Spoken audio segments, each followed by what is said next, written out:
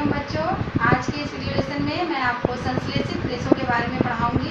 आप लोग बहुत ध्यान से इस वीडियो लेसन को सुनेंगे, देखेंगे और समझेंगे।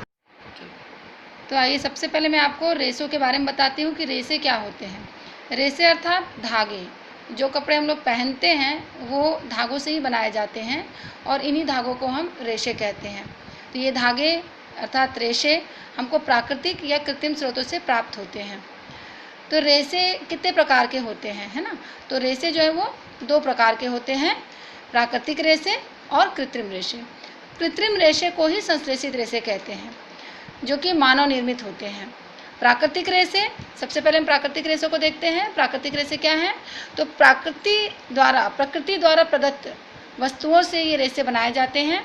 जैसे हम लोग बोरा है, जूट है ना, जो पौधों से प्राप्त होते हैं। प्राकृतिक रेशे भी पौधों द्वारा और जंतुओं द्वारा। पौधों द्वारा प्राप्त जो प्राकृतिक रेशे हैं, जैसे बोरा हो गया, जूट हो गया, कपास हो गया, ये सभी हमको पेड़ पौधों से प्राप्त होते हैं। जंतुओं द्वारा प्राप्त रेशे में जैसे हमको ऊन है, ऊन हमको किससे प्राप्त होता है? भेड़ से प्राप्त होता है। तो ये जंतुओं द्वारा प्राप्त रेशे में आता है। तो देखिए, संश्लेषित रेशों के बारे में बताने के पहले मैं आपको मोतियों की माला दिखा रही हूँ।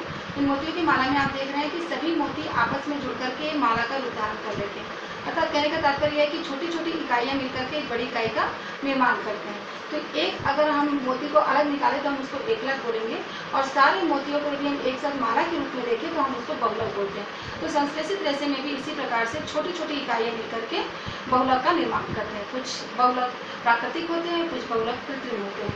तो प्राकृतिक बहुलक में हम कपास को कह सकते हैं, जो कि सेलुलोज से बनता है।